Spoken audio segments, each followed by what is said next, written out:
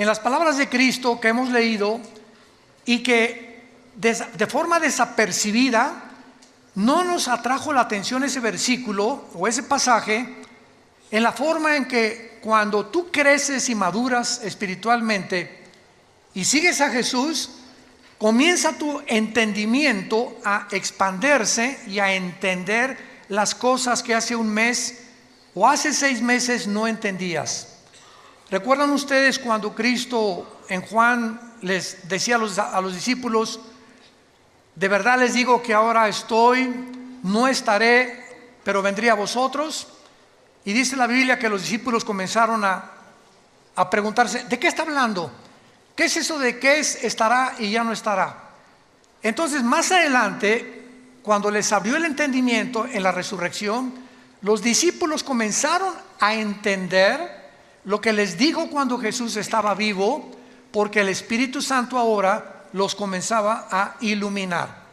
En otras palabras, si tú no tienes al Espíritu Santo, puedes ser una persona muy inteligente, muy intelectual, doctorado en filosofía y letras, doctorado en ciencias políticas, etcétera, etcétera, pero las cosas que están en la Biblia no son para la mente natural, porque la mente natural, dice 1 Corintios 2, del 10 en adelante, no entienden las cosas que son del Espíritu, porque no, para ellos son locura, porque se han de discernir.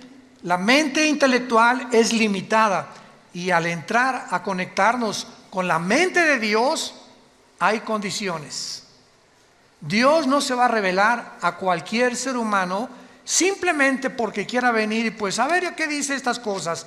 No, la Biblia es hecha por hombres, son leyendas, hay contradicciones. Mira nada más los genocidios, mandaron matar a todos los cananitas. ¿Qué es eso? Entonces la mente natural choca contra los pensamientos de Dios.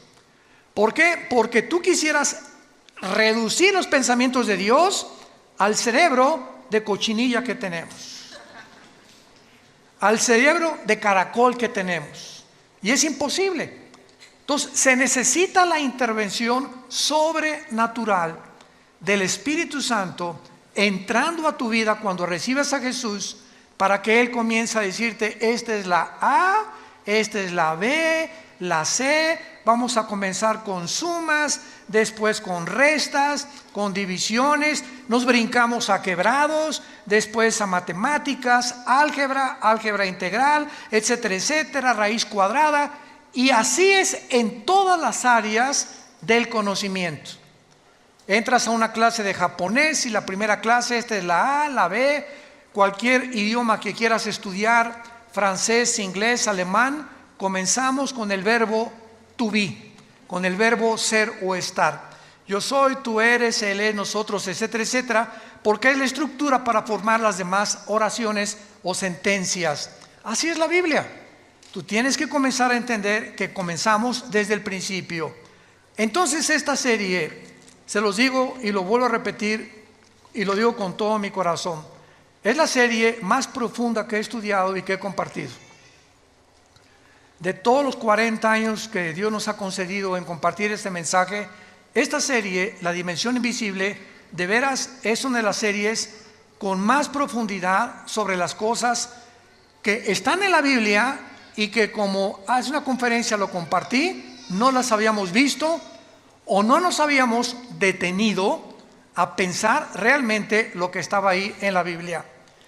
Y vamos a continuar con los gigantes, porque actualmente una de las cosas más maravillosas que hay es que estamos ante un mundo científico que nos rodea, que siguen tratando a través de los métodos científicos como el carbono 14, el potasio argón, la radioactividad, tratar de estudiar los fósiles, qué antigüedad tienen las pirámides de Egipto, por qué las pirámides de Egipto es imposible. Esto ya es una afirmación científica. Ya los científicos están de acuerdo en el siglo XXI que es imposible que los seres humanos hayan construido las pirámides de Egipto. Es imposible que los mayas hayan podido, sin telescopio, sin calendario, sin calculadora, hacer el calendario de 365 días. Es imposible que las ruinas de Machu Picchu en Perú hayan podido subir piedras de 8 o 10 toneladas a un cerro que cualquier persona en sus 5 sentidos no lo haría. ¿Por qué quiero construir un monstruo cargando esas piedras? ¿Cómo las subieron? ¿Cómo acomodaron las de 14, 15 toneladas de Egipto? El sistema de impermeabilización que tiene las pirámides de Giza en el Cairo, han pasado 4.500, 5.000 años y no les ha afectado la erosión, el polvo, la lluvia. ¿Cómo es que están alineadas todas a la constelación de Orión y a las estrellas en el cielo de una forma matemática y científica, cuando la astronomía hasta Galileo Galilei, 1600 tantos, comenzó con el telescopio? Todos estos misterios o enigmas, pues la ciencia está tratando de explicar. Y hasta ahorita, si tú sintonizas un canal que se llama Discovery Channel, vas a encontrar cuál fue la conclusión, repito, que ya se aceptó científicamente: fueron los extraterrestres. Es la única explicación que el mundo tiene. ¿Cómo es posible que hace 4.000 años tuvieran un conocimiento cuando en el siglo XX comenzamos a descubrir las grúas, comenzamos a descubrir los métodos tecnológicos para construir, para cargar, etcétera, etcétera, para medir, para observar las estrellas, las calculadoras, las computadoras? ¿Cómo es posible que la gente haya sido más inteligente hace 4.500 años que los seres humanos del siglo XXI, con los instrumentos y la tecnología que ahora nos ayuda a poder discernir y construir?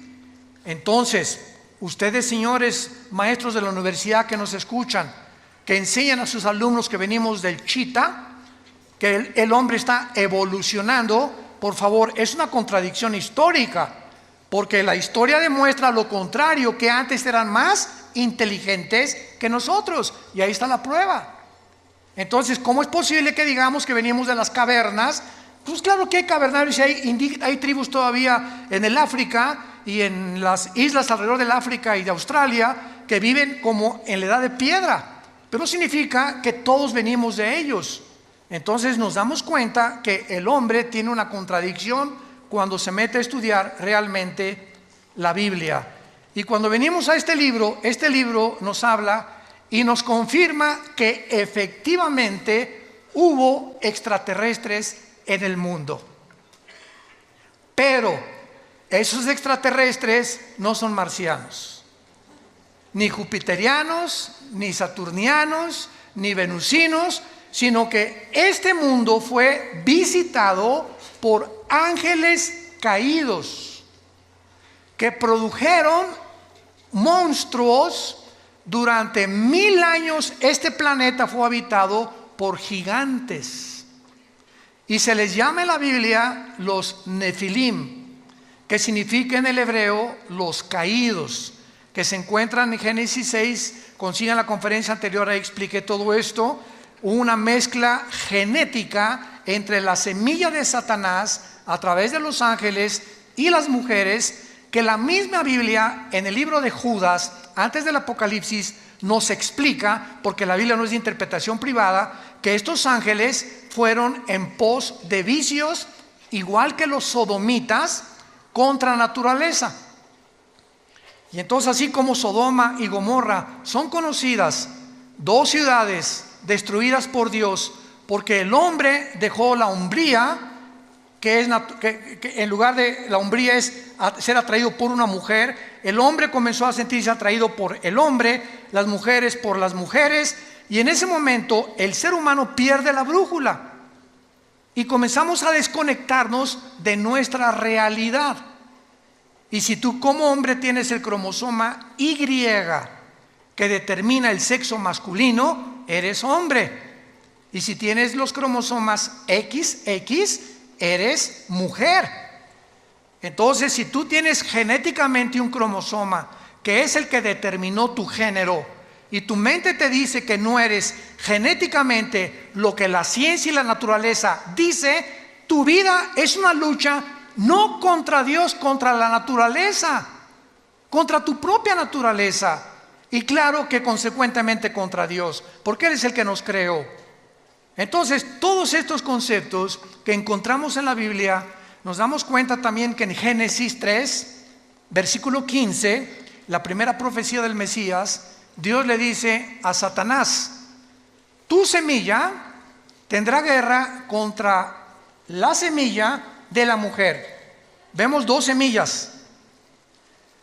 La semilla de la mujer te herirá la cabeza, y tu semilla hará caer o le quitará el equilibrio a la semilla de la mujer.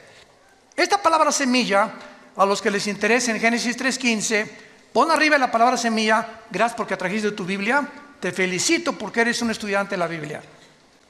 Entonces, si tú trajiste tu Biblia, rápidamente en Génesis 3:15 ponle a la palabra semilla sera, con Z, que es la palabra hebrea para esperma. Ya comenzamos, ¿verdad? Hoy, pero lo he visto tantas veces, no me he fijado en eso. Les digo que hay tantas cosas en la Biblia, enigmáticas, misteriosas, que hasta que en 1954, por el amor de Dios, hasta el siglo pasado que se descubre el ADN, el código genético que cada célula de nuestro cuerpo contiene, con toda la información de nosotros, comenzamos a entender lo del esperma y lo de la genética, etcétera, etcétera, lo de la herencia. Y la Biblia se adelantó hace 4.500, 5.000 años para decirnos que Satanás tiene esperma.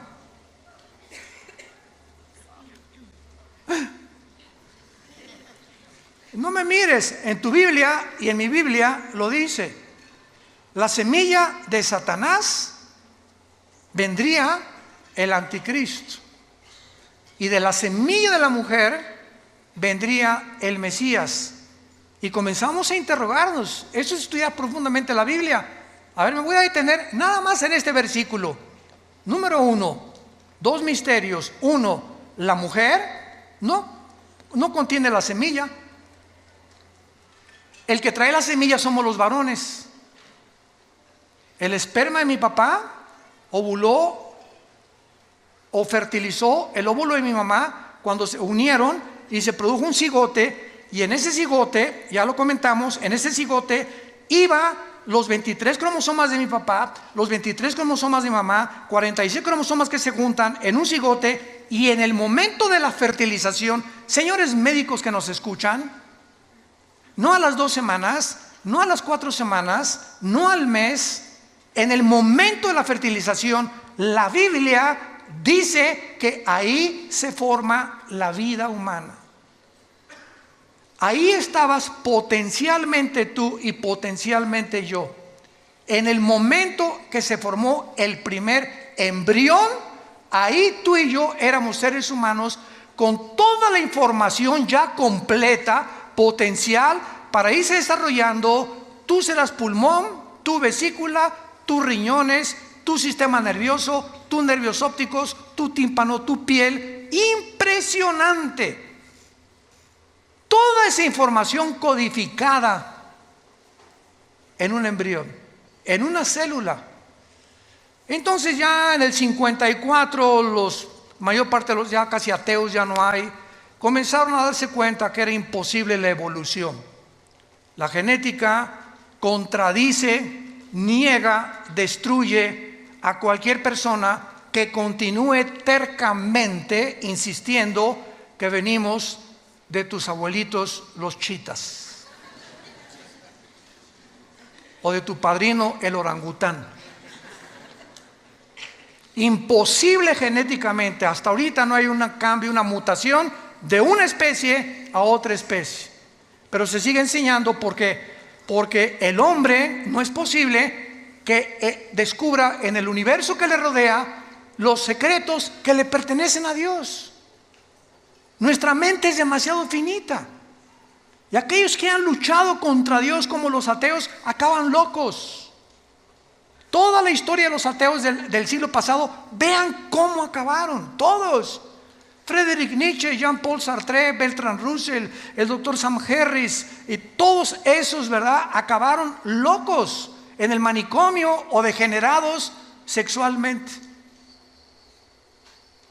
Como decía Jean-Paul Sartre, el padre del existencialismo en los 60s, ateo francés, en su libro El Muro, llega un momento en que dice en su libro que me estrello contra la pared, o sea, me doy cuenta que no puedo yo, a través de la investigación científica, ni intelectual, ni por más conclusiones e hipótesis que yo pueda hacer, descubrir lo que está detrás de esa pared.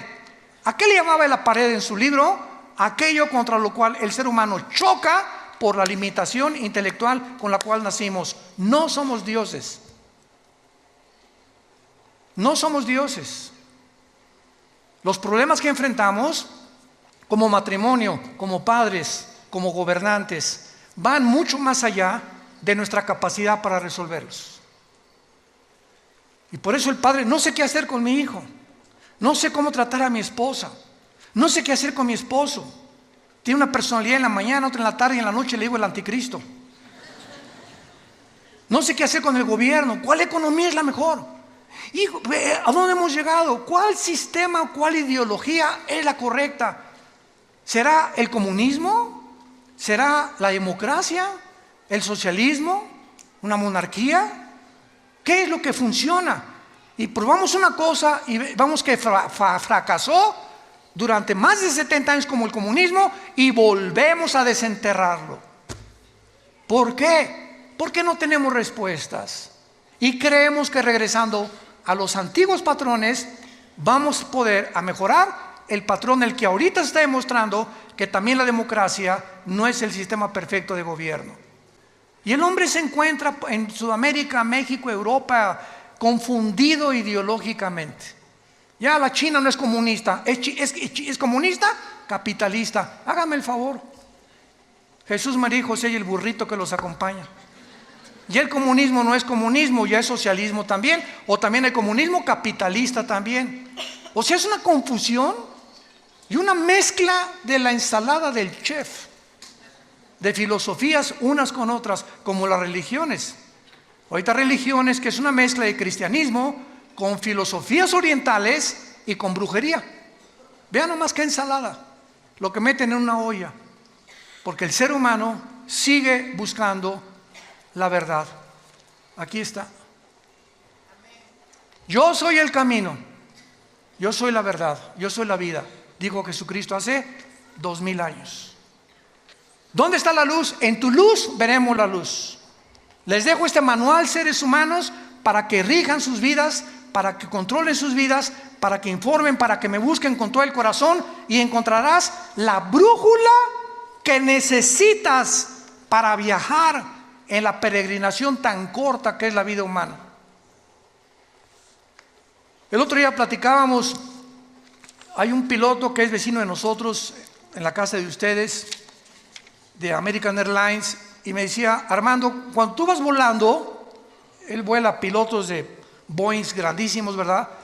Me dice, ¿sabes una? Le digo, ¿y cómo le haces, por ejemplo, si sales de Dallas o sales de Chicago y vas a España? ¿Cómo te diriges en el mundo? Claro, su GPS le dice el norte, sur, lo que tú quieras, ¿no? Le digo, y al llegar a un aeropuerto, por ejemplo, ¿cómo sabes dónde está el aeropuerto, no? ¿Cómo sabes dónde aterrizar? ¿Cómo sabes en qué posición poner para, etcétera, etcétera? Y me dijo, todo es por instrumentos. No tiene nada que ver nuestra capacidad, es por instrumentos. Si tú vas en un barco, un capitán pregúntale, y vas con el timón del barco, ¿cómo sabes en el océano, el sur, el norte, el occidente, el oriente, etcétera, etcétera, por las cartas de navegación? Si tú eres un buzo y comienzas a practicar el buceo, yo me acuerdo que bajé hasta 46 metros con Aqualón, en los 70s, me invitaron a bucear cerca de Cancún y bajamos muy profundo y me dijo el instructor, mire, habíamos tomado clases durante casi 2 meses antes. Yo ya bajaba casi 10 metros porque fui criado en Acapulco, sin nada, bajaba 10 metros y sacaba ostras y todo, sin ningún aparato, y mis oídos resistían 10 metros de profundidad. Y me creía muy salchicha aquí, ¿no? Aquí, muy aquí. Y me dice mi instructor, nunca bajes sin un reloj que te diga dónde estás. Y yo, ¿cómo? Me dices que cuando buceas, pasando los 25 o 30 metros, el buzo no sabe si está bajando, si está así, o si está así, o si está subiendo. Entonces necesitamos un reloj que nos diga abajo que vas bajando o que ya vas subiendo. Y también me dijo, cuando subas a la superficie, nunca subas así derechito, verticalmente, porque se te pueden formar burbujas de oxígeno en la sangre y te mueres. Entonces, ¿cómo se sube? Así, poco a poco, para que tu cuerpo se vaya adaptando después de 30, 40, 50 metros o más. Y así, porque esas son las reglas del buceo. Ahora, para vivir, ¿necesitamos una carta de navegación? ¿Necesitamos instrumentos? Saben ustedes que sin esto estás perdido. Y esta es la razón por la cual tu vida está naufragando. Porque estás en un océano, que es la vida, donde a tu familia la estás llevando a los arrecifes tal vez. Vas volando con tu familia en un avión sin saber a dónde vas a llevar a tu familia. Porque según tus suposiciones estás bien, pero no has querido tener la humildad que choca contra tu orgullo de reconocer que necesitas a Dios. Y estás buceando con tu familia y estás hundiendo a tu familia en lugar de estar sacándola a la superficie. ¿Por qué? Porque no tienes cartas ni instrumentos que te digan a dónde dirigirte. Entonces, si Dios existe, es lógico que nos haya dejado un manual, y es la Biblia. El primer libro en haber sido impreso en la imprenta de Gutenberg. El primer libro en haber sido impreso. El libro más vendido y más traducido a más dialectos, y el más vendido de casi después de 1500 años en las librerías. Sigue teniendo el récord de ventas en el mundo. Es el bestseller. Y casi la mayor parte de las personas que la compran la Biblia la tienen en su casa llena de polvo. Ahí la tienen de vez en cuando. No, pues sí, ¿verdad? Porque no han sido movidas por el Espíritu Santo a descubrir y a comenzar a caminar con Dios. Si tú le dedicas 15, 10, 20 minutos en la mañana y antes de acostarte a leer la Biblia. Muy bien. Vemos nosotros en el Antiguo Testamento que cuando se mezclaron los ángeles con las mujeres, Génesis capítulo 6, no sabemos qué pasó. Lo único que sabemos es que hubo un producto.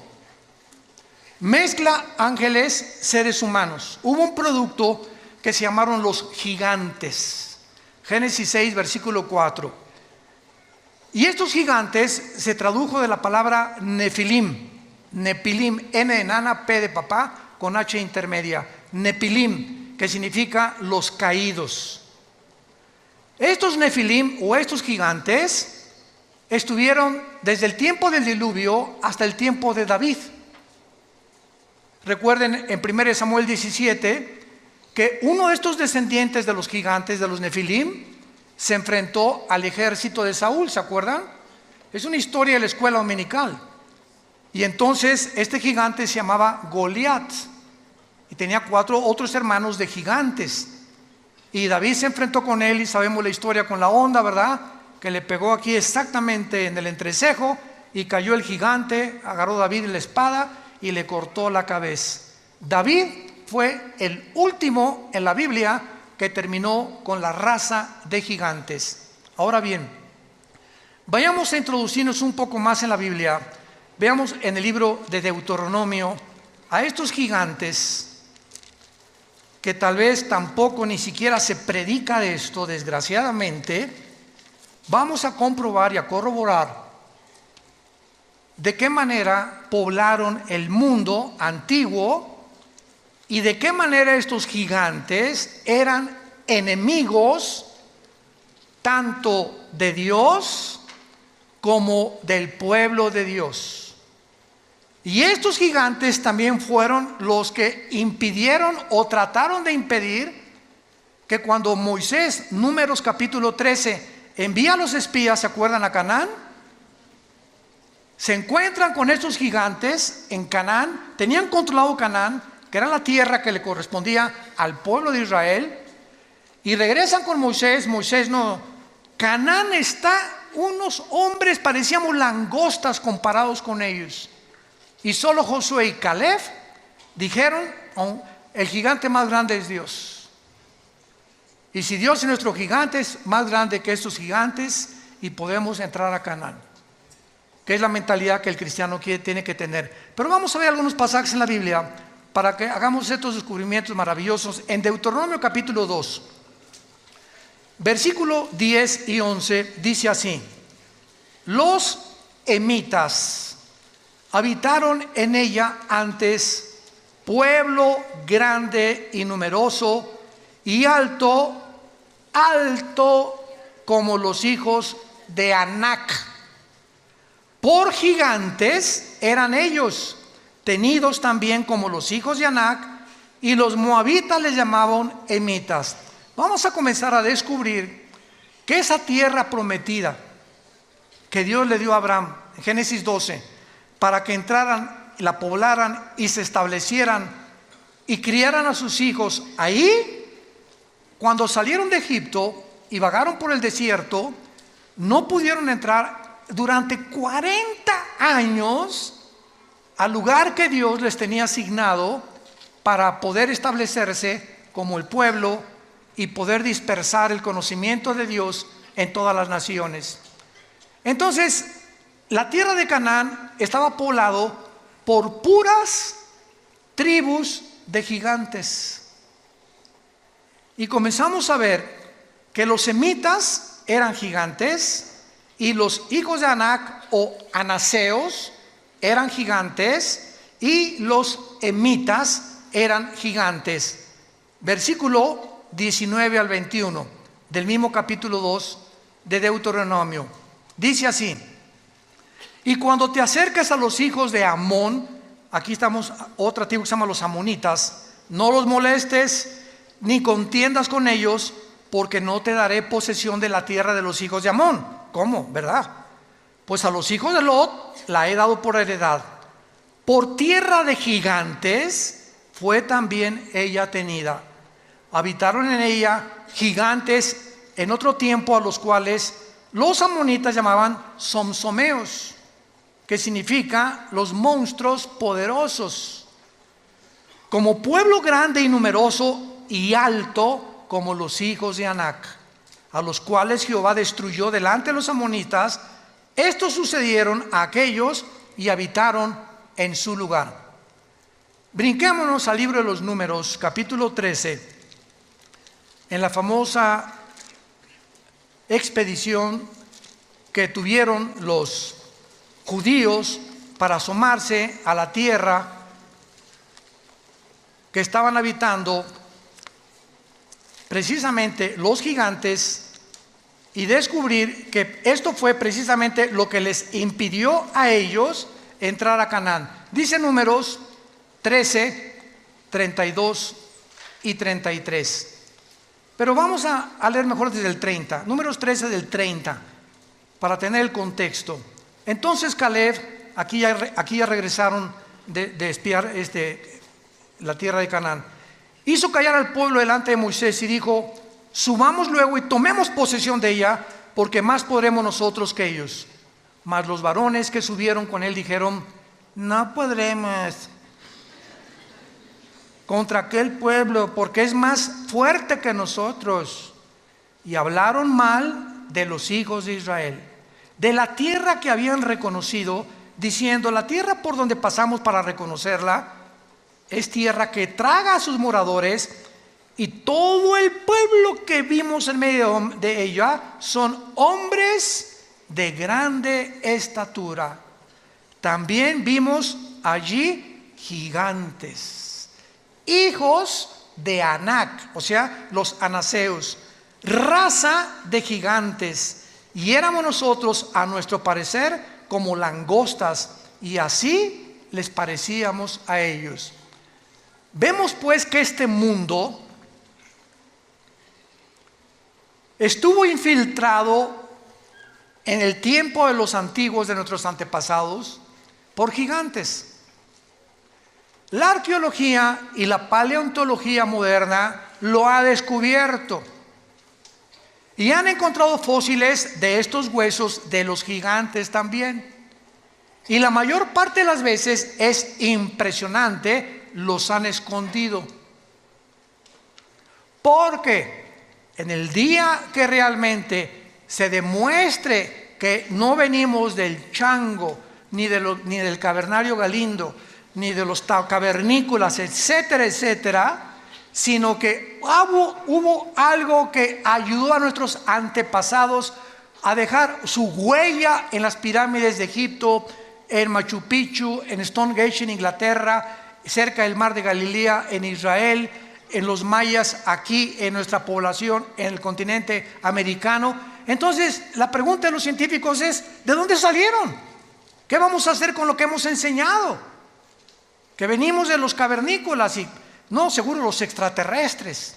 Pues claro que fueron los extraterrestres mezclados con seres humanos que se llamaron los Nefilim, los que ayudaron a todas estas personas a levantar las construcciones, las obras. Y esto les quiero anunciar ahora. En 3 semanas volví a reeditar el libro que acabo de escribir, Los Ángeles Caídos. Pero ahora me lo está editando Editorial Berea en Miami y va a salir en 3 semanas con mucha más información, mucha mejor presentación. Ya está en 23 distribuidoras en Estados Unidos. Y en este libro explico todo lo que en esta serie, o en parte de la serie, estoy compartiendo. Acerca de los ovnis, de dónde vinieron los ovnis, quiénes son los ovnis, quiénes tripulan los ovnis, no son marcianos tampoco, lo de la brujería, lo de las piedras angulares, lo de las piedras que no pueden entender quién las cargó, etcétera, etcétera, para que entendamos que en la Biblia se encuentran los secretos de la sabiduría y del conocimiento, que la ciencia nunca podrá con su investigación disque intelectual entender lo que va más allá de nuestra capacidad para comprender. Veamos ahora algo tremendo en el libro de Isaías capítulo 14. Esto está tremendo. Y aquí se nos revela, Isaías 14, se nos revela ni más ni menos qué va a pasar cuando el anticristo descienda al Sheol. Aquí se nos revela una área enigmática y prohibida para cualquier ser humano, revelada en la Biblia, de lo que pasa en el mundo invisible, de los que ya están en el lugar del Sheol o en el infierno actualmente. Y vean ustedes lo que la Biblia dice acerca de qué pasará con los gigantes cuando vean al anticristo. Esto está, ni Hollywood se imagina algo así. Génesis, Isaías 14, versículo 9. El Sheol abajo se espantó de ti. Está hablando, vamos a ver, del anticristo. Despertó muertos que en tu venida salieran a recibirte. O sea, los habitantes del infierno o del Sheol que estén ahí cuando el anticristo entre se van a espantar, porque tienen mucho conocimiento. Acordemos de una cosa: la muerte no es la cesación de la vida. No hay tal cosa como que ya dejamos de existir. La muerte continúa en un estado de nuestra conciencia. Entonces, la muerte es un estado consciente, para definirla. Es un estado consciente en otra dimensión. Y cuando yo digo consciente, es que te vas a acordar quién eres. Y vas a estar en el infierno, y cuando te enterraron, los gusanos se comieron tu cerebro, ¿no es cierto? Se comieron lo que te quedó de tu sangre, tus ojos, en fin, todo. ¿Cómo es posible que en el infierno recuerdes si tu cerebro se lo comieron los gusanos?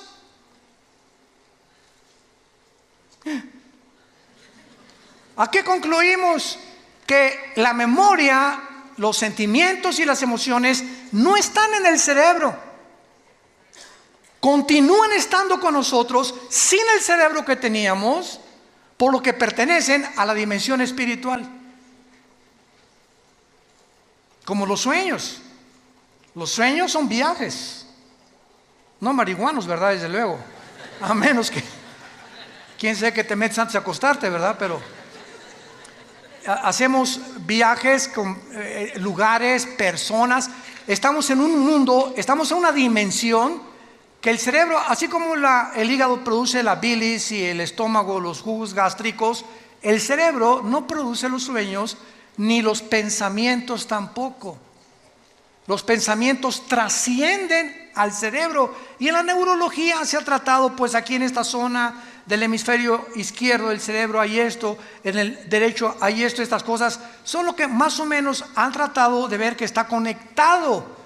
Pero nos damos cuenta que la Biblia nos muestra que los muertos están conscientes. ¿Y cómo lo pueden estar si mi cerebro está en la tumba? ¿Cómo puedo ver en la otra vida si mis ojos se los comieron los gusanos? Y en la otra vida, la Biblia nos relata que los muertos, tanto los que están en el cielo como los que están en el infierno, ven, oyen, están conscientes. Mantenemos la conciencia durante toda la eternidad, para bien o para mal. Aun cuando nosotros, cuando muramos, ¿verdad?, con Cristo, dichosos los que mueren en Cristo porque han descansado de sus obras del pasado, mantenemos la conciencia, pero dicen en Isaías que será renovada nuestra mente, nuestra conciencia, porque tendremos un cuerpo como el de Cristo cuando Él resucitó, glorificado como el de Él. Isaías 14: el Sheol se espantó, despertó muertos que en tu venida salían a recibirte, hizo levantar de sus sillas a los príncipes de la tierra, a todos los príncipes de la tierra y a los reyes de las naciones. Qué interesante que mientras estamos en vida anhelamos puestos políticos. Quisiera yo ser rey. Yo sueño con un príncipe azul. Y ahorita los príncipes azules, como el príncipe Harry y Meghan, huyeron del palacio. No quieren saber nada de la monarquía. No sabes el precio que se paga viviendo en unas condiciones bajo la realeza y los protocolos. Le decían a Meghan: tú no puedes usar zapatos abiertos, tienen que ser cerrados, chiquita. Cuando cruces las piernas, que tu falda llegue 5 pulgadas y no las puedes cruzar. Siempre te tienes que sentar derechita así. Tienes que usar estas cosas, no puedes decir estas cosas. Una serie de mandamientos y cosas que dijo a Dios. Y eso fue lo que le pasó a la mamá del príncipe Harry, a la pobre princesa Diana. También la princesa Diana salió, él como su mamá, imitó a su mamá, salió corriendo del palacio. Y más cuando supo, ¿verdad?, que su esposo con el que se casó ya andaba con otra, ¿verdad? Y se fue a buscar, ¿verdad?, a la pobre princesa Diana, fue con la Madre Teresa, fue con los pobres.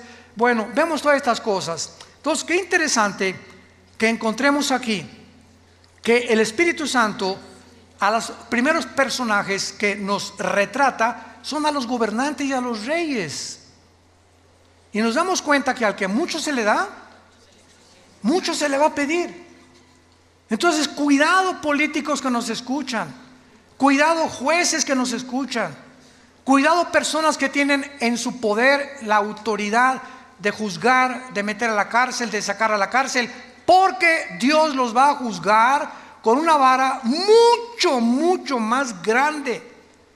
Porque esta autoridad es delegada, no es de ellos, es delegada por Dios. Romanos 13, no hay autoridad más que de parte de Dios, y las que hay por Dios ha sido establecida.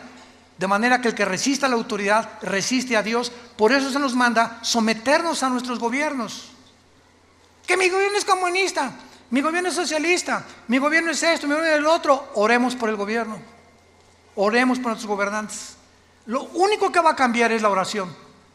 Nada va a cambiar a México, ni a Guatemala, ni a Estados Unidos, ni a Inglaterra, más que nuestra vida. Y así como tú ves, mi oración le podrá cambiar las cosas. Tan chiquita que soy, tan chiquito que soy, ¿me oirán los ángeles también? No, los ángeles no te están escuchando. Te está escuchando Dios, Jesús y el Espíritu Santo. Y así como estás de chiquita y pareces que no valemos nada, cuando nos hincamos, movemos la geografía cósmica y movemos el cosmos con la oración de un solo santo. Puede mucho, al grado que Elías detuvo la lluvia 3 años y medio. Pero ya no soy Elías, me dicen Pancho. Dice en Santiago capítulo 5, Elías oró y la oración del justo puede mucho. Dándonos un ejemplo nada más, que cuando tomas en serio a Dios, no te imaginas el poder de la oración. No nos imaginamos. Y más cuando oramos todos. Vamos a orar todos diario ahora por nuestro gobierno. Que Dios les dé sabiduría, que México tenga paz. Y dice a continuación, versículo 10: todos ellos darán voces y te dirán: ¿tú también te debilitaste como nosotros y llegaste a ser como nosotros? O sea, cuando el anticristo gobierne, todo el mundo lo va a ver. ¿Quién como él? Dice Apocalipsis 13. Y con poderes, y va a hacer que caiga fuego del cielo y milagros, esto y el otro. Una inteligencia diabólica increíble. Va a resolver los problemas de la economía, de la pobreza, todo va a ser un genio que el mundo se va a hincar delante de él y va a decir: este es el Mesías, este es el líder que necesitaba el mundo.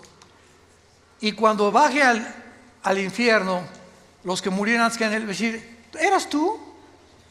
¿Tú eras esa chinche que estabas ahí brincando como en un comal cuando estabas vivo? Ahora eres igual que nosotros. Qué impresionante es esto. Pero lo más impresionante es lo siguiente. Dice la Biblia, el versículo 10: darán de voces y te dirán todo lo. Pero la palabra, apunten ustedes por favor, en el versículo 9: el Sheol abajo se espantó de ti, despertó muertos. Esa palabra muertos es la palabra Refaim, que es otra de las palabras hebreas para los gigantes y para los nefilim. Ahí van a estar los nefilim, o los espíritus de los gigantes, en el infierno, con otros espíritus de seres humanos también. Y vemos nosotros que la Biblia los coloca ahí, porque vamos a ver otro pasaje donde estos gigantes que habitaban la tierra, mezcla híbrida, ángeles humanos, no van a resucitar. Tanto los buenos como los malos vamos a resucitar, ¿correcto? Por más malo que seas, después del milenio, Apocalipsis 20 del 11 al 15, el juicio del gran trono blanco es la resurrección, que es la segunda muerte de los incrédulos. Isaías 26, demos la vuelta a Isaías 26. Dejamos a la Biblia seguir hablando. Génesis 26, Isaías 26, versículo 14. Vean nada más este versículo.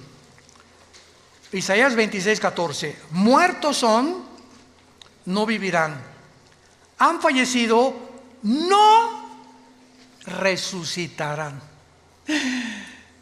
A ver, espérenme tantito. Usted oiga, maestro del Instituto Bíblico, maestro de teología, ¿quiénes no van a resucitar? Tanto los buenos como los malos. ¿Quiénes son? ¿Qué género o qué entidad espiritual está mencionando aquí que ellos no van a resucitar? La palabra fallecido y muertos ahí, apúntalo, es la palabra Refaim. Otra vez, los gigantes. Ellos no van a resucitar. Yo vi tantas veces este versículo y así pasa. No lo entiendo, le doy la vuelta a la hoja. Porque es lo mejor que podemos hacer, ¿verdad? Chocamos con tantas cosas en la Biblia que le sigo leyendo mejor. Como cuando comemos pescado, ¿no? Ahí me encanta el guachinango, así me encanta, así uno entero, frito al mojo de ajo. Y lo quitas, ¿verdad? Le quitas la cabeza, etcétera, etcétera. Y lo comienza a comer, le quitas el espinazo, la colita, la chupas, es rica. Pero vas a encontrar muchas espinas todavía. ¿Y qué haces cuando te encuentras una espina? ¿Ya dejas de comer? No, ¿verdad? Te la quitas y la pones a un lado y te sigues comiendo la carnita. Así es la Biblia. Nos encontramos con tantas espinas que no porque no lo entienda la voy a dejar de leer. Voy a dejarla y voy a seguir comiendo lo que creo que puedo entender. Y tal vez el año que entra, en 2 años, en 5 años vas a entender y regresar a lo que ahorita estamos compartiendo y lo vas a entender. Así es la palabra de Dios. Muy bien. Ahora entonces vemos claramente, ¿verdad?, que durante los días de Moisés y Josué, muere Moisés, Josué se encarga de matar a los gigantes. O sea, todas las guerras de Josué eran contra 7 ciudades cananitas. La primera, acuérdense que fue Jericó, ¿se acuerdan? Que cayeron los muros de Jericó cuando los sacerdotes tocaron los shofares, cuando oyeron tutú, tutú en la 7ª vuelta, se cayeron para que aprendieran que no es con espada ni con ejército, es con el Espíritu de Dios. Que no hay inteligencia ni conocimiento ni sabiduría contra Dios. El caballo se prepara para la batalla, pero Dios te da la victoria. Tú tendrás enemigos y tendrás gente que te quiere hacer mal, etcétera, etcétera. Pero sabes una cosa, detrás de todo hay un mundo espiritual. Y si tú caminas con Jesús, es tuya la victoria. Es tuya la victoria. Ahora vean.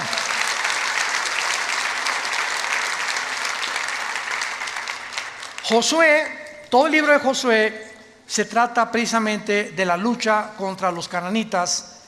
Y termina Josué, ¿verdad? Y no terminó la lucha contra los cananitas, simplemente porque después de Josué vino una época que se llamaron los jueces. Y los jueces, todos fracasaron, entre ellos fue Sansón, Gedeón, que son muy famosos. Israel pecaba contra Dios, Dios los juzgaba y les mandaba un juez. Pecaba contra Dios y les mandaba un juez. El libro de los jueces es el libro más oscuro, donde las tinieblas más grandes cubrieron la tierra de Israel. Y entonces después de los jueces, pues ya vinieron, ¿verdad?, el primer rey que Dios les manda a Saúl, que Dios no quería que Saúl fuera rey tampoco. Vino David, que era el ungido de Dios, y después de David vino Salomón. Y fue hasta el reino de David. Vayamos a 2 de Samuel, capítulo 21, y veamos cómo fue David el que acabó con esta raza de gigantes.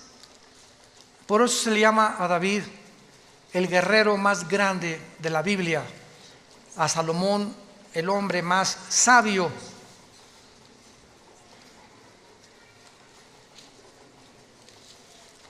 Y a Sansón el hombre más fuerte. Lo curioso de que el hombre más sabio de la Biblia, Salomón, el guerrero más fuerte de la Biblia, David, y el hombre más fuerte que cargaba una puerta casi de 150 kilos y con una quijada mataba leones, Sansón, estos 3 hombres los venció una mujer. Con razón tanto feminicidio, ¿verdad? Una sola mujer fue la causa y Dios lo deja. Y lo interesante también es que, ¿se acuerdan quién venció a Sansón, verdad?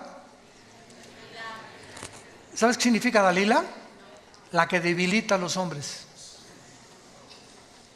Cuando un hombre casado, porque David tenía esposa y Salomón tenía, pero bastantitas, etcétera, etcétera, cuando comenzamos a poner nuestros ojos y apartarlos de nuestro matrimonio, no nos imaginamos los hombres casados.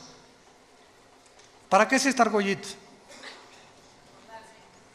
Cuando tu esposa salga de viaje, asegúrate que la lleva. Esta argollita, cuando vas en el avión, cuando vas a una reunión, un restaurante, cualquier mujer que ve en un hombre esta argollita, a la mujer le dice que estás fuera del mercado. Y si una mujer trata de coquetear con un hombre que trae esta argollita, te estás metiendo en los terrenos de Satanás. Coquetear con un hombre casado no te imaginas, no te la vas a acabar. Y peor el hombre, desde luego, ¿verdad? Pero precisamente esto es la marca que llevamos para de alguna manera estar protegidos, que ya no estamos en el mercado y que el dueño de mi vida, claro que es Dios, pero yo me debo a una sola mujer, ella a mí. Y si nosotros entendamos esto, aunque está fuera del tema, ahorita me está viniendo a la mente, nunca Dios va a bendecir a un hombre así y a otra mujer así. Nunca. La bendición es a los dos. Si tú estás por acá, yo soy muy espiritual, mi esposa es una carnalota, o yo soy muy espiritual y mi esposa, hasta que no arreglen sus problemas y no caminemos los dos juntos, no esperemos ser guiados por el Espíritu Santo, ni que haya bendición sobre tu familia. Te engañas completamente. Los dos tenemos que caminar, y se los digo a mis pastores, porque hay pastores que la obra de Dios y el evangelismo y esto y el otro y la familia pasa a segundo lugar. Cuando la familia pasa a segundo lugar, Dios no bendice a ese pastor, ni a ese misionero, ni a ese hombre, por más que se parezca a San Francisco de Asís. Es al matrimonio a quien Dios bendice. Y si no nos cae el 20 y no entendemos estas verdades espirituales, vamos a fracasar en nuestro caminar con Cristo. Dice 2 Samuel 21, versículo 15, volvieron los filisteos a hacer la guerra a Israel, descendió David y Isbi-Benob, uno de los descendientes de los gigantes, estos eran hermanos de Goliat, cuya lanza pesaba 300 cielos de bronce, tas, versículo 17, mas Abisai, hijo de Sarbia, llegó con su ayuda e hirió al filisteo y lo mató. Versículo 18, otra segunda guerra hubo después en Gob contra los filisteos. Entonces Sibecaí en Jueces capítulo 1 se menciona que pertenecía a la raza de los gigantes también. Mató a Sal, quien era hijo de los descendientes de los gigantes. Y hubo otra guerra en Gob contra los filisteos, y hijo de Laare Orejim de Belén, mató a Goliat Geteo, el asta de cuya lanza era como rodillo de telar. Después hubo otra guerra en Gad, donde había un hombre de gran estatura, el cual tenía 12 dedos en las manos y 12 dedos en los pies, 24 por todos, y era descendientes de los Refaim, o de los Nefilim, o de los gigantes. Este desafió a Israel y lo mató Jonatán, hijo de Simea, hermano de David. Estos 4 gigantes eran descendientes de los gigantes de Gad. Acuérdense que Goliat era de esta tierra, venía de Gad. Si leen 1 Samuel 17, los cuales cayeron por mano de David y por manos de sus siervos. Damas y caballeros, familia de Dios, estamos en una guerra cósmica. Y solamente hasta que tú llegues a tomar en serio las Escrituras, tu familia estará protegida. Tu matrimonio saldrá adelante, tus hijos te lo agradecerán. Si esas condiciones no están en ti, no vas a poder entender la Biblia